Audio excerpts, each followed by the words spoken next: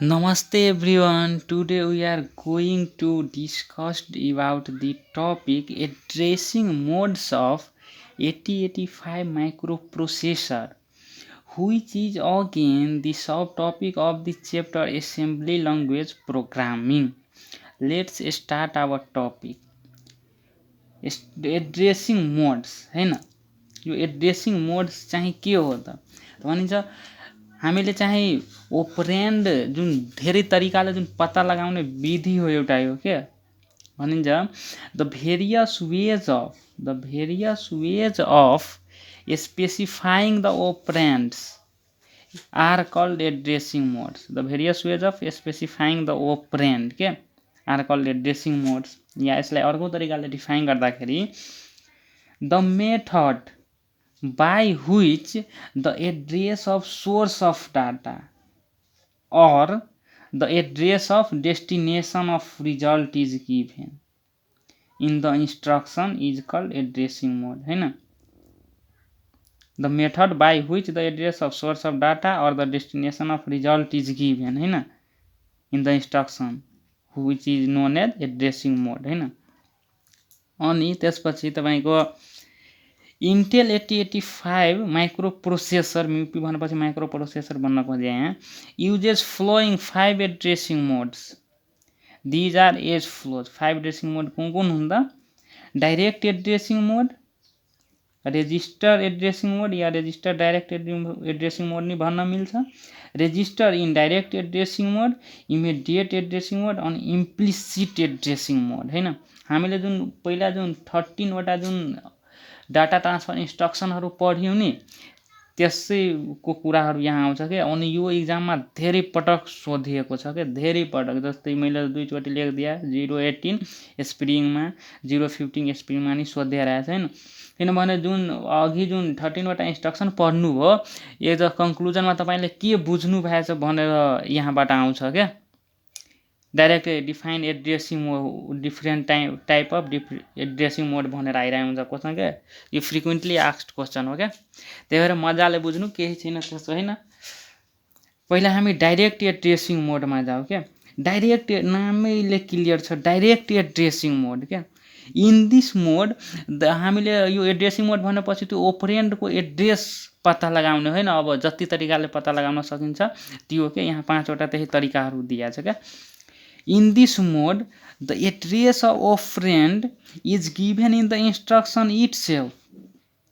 अब चाहिँ यो operand को एड्रेस चाहिँ इन्स्ट्रक्सन मा नै दिएको हुन्छ अब त्यो अघि पढ्नु भएको 13 वटा इन्स्ट्रक्सन मध्ये यसो रिकल गर्नु त यस्तो कुन इन्स्ट्रक्सन थियो जसमा एड्रेस नि दिया थियो त तपाईले मज्जाले याद आइरहे होला के हामीले पढ्या इन्स्ट्रक्सनहरु LDA एड्रेस भनेर हैन LDA एड्रेस STA एड्रेसहरु हैन LHLLD एड्रेस हैन SHLD एड्रेसहरु त्यसमा डाइरेक्ट एड्रेस आइरहेछ नि त्यो हो के त्यो यो डाइरेक्ट एड्रेसिङ मोडको एक्जाम्पल भयो के एज फर एक्जाम्पल हामीले यहाँ LDA अनि एड्रेस 2500H लियौं हैन अनि यहाँ हेर्नु त यहाँ के हुन्छ भनेदेखि this instruction loads the content of memory location 2500H into a भनेपछि accumulator ठीक छ अनि यसमा तपाईको LDA is operation 2500H is address of source हैन and accumulator is the destination हैन मेन चाहिँ तपाईले यो माथिको यति लेख्दिदा पुगिहाल्छ के यसमा यो के छ भनेर मैले यो एक्स्ट्रा यति लेख्दिएको हैन यति लेख्दिदा पुगिहाल्छ यो अपरेसन हो यो एड्रेस अफ सोर्स हो अनि यो डेस्टिनेसन हो भनेर लेख्दिएको बुझ्नलाई इजी होस् भनेर हैन त्यसपछि हामी चाहिँ अब रेजिस्टर एड्रेसिङ मोडमा जाऊ अब यस्तो इन्स्ट्रक्सन रिकल गर्नु जसमा रेजिस्टरबाट हैन चाहिँ ओपरेन्डको चाहिँ एड्रेस चाहिँ रेजिस्टरले दिन्थ्यो हैन भन्छ in this mode in register addressing mode the operand is in general purpose register operand चाहिँ जेनरल पर्पस रेजिस्टरमा हुन्थ्यो एज फर एक्जाम्पल हेर्नु त मुभ A, B मा B चाहिँ तपाईको सोर्स रेजिस्टर भयो, ए डेस्टिनेसन रेजिस्टर भयो हैन। अनि यो ओपरेन्ड त यो भयो नि, अनि बी भनेपछि जेनरल पर्पस रेजिस्टर हो हैन। अनि यो इन्स्ट्रक्सनमा के हुन्छ भनेदेखि इट मुभ्स अर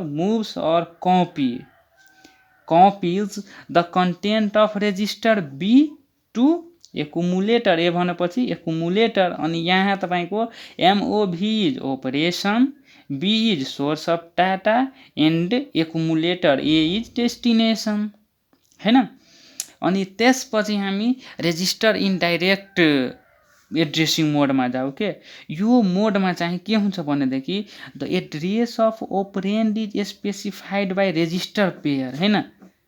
रेजिस्टर पेयरले स्पेसिफाइड हुन्छ। अनि अब यो रेजिस्टर पेयरले एड्रेसहरू ओपरेन्डको एड्रेस स्पेसिफाई हुने त्यो अब इन्स्ट्रक्सनहरू यसो रिकल गर्नु त हाम्रो कुन थियो हैन। एलडी एएक्सआरपी थियो रेजिस्टर पेयर, एसटीएएक्सआरपी थियो हैन। अनि त्यस्तै यो मुभ हैन, यो पनि हुन्छ हैन। मुभ तपाईँको ए डट एम, यहाँ ओपरेन्डको यो एम भनेपछि त एचएल पेयर हो नि, यहाँबाट नि रेजिस्टर पेयरबाट ओपरेन्डको आयो नि एड्रेस। अनि यहाँबाट पनि रेजिस्टर पेयर यो सब हुनसक्छ। यसको इक्जाम्पल क्या मैले त्यो मुभ ए कमा एमलाई लिएर गरिदिएको छु हैन। This instruction moves the content of यो M memory pointer which represent HL pair into accumulator हैन। त्यही भनिरहेछ it moves the content of memory location specified by HL pair, किनभने एमले त एचएल पेयरलाई रिप्रेजेन्ट गर्छ, टु एकुमुलेटर।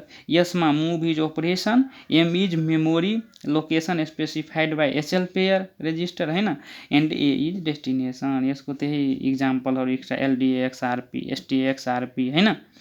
अनि त्यसपछि के इमिडिएट एड्रेसिङ मोड। अब इमिडिएट एड्रेसिङ मोड आउने बित्तिकै अब यसो याद गर्नु त्यो पहिला पढेको 13वटा मध्ये इमिडिएट कुनमा आउँथ्यो हेर्नु त। एमभिआई आउने बित्तिकै इमिडिएट आउँछ भनेर मैले भनेको थिएँ। जस्तै एमभिआई A05H हैन, त्यसमा आएको हैन। अनि यसमा के भन्छ भनेदेखि in immediate addressing mode the operand is specified within the instruction itself. यो इन्स्ट्रक्सन इट सेल्फ त्यसैमा यो ओपरेन्ड स्पेसिफाइड हुन्छ नि। एमभिआई यो त अप कोड भइ नै हाल्यो। अनि 05H यो आफैमा स्पेसिफाई छ नि, त्यही भएर यो स्पेसिफाइड इन्स्ट्रक्सन इट सेल्फ हैन, यो आफैमा स्पेसिफाई छ हैन। 05H यो त इमिडिएट डाटा आफै हो नि।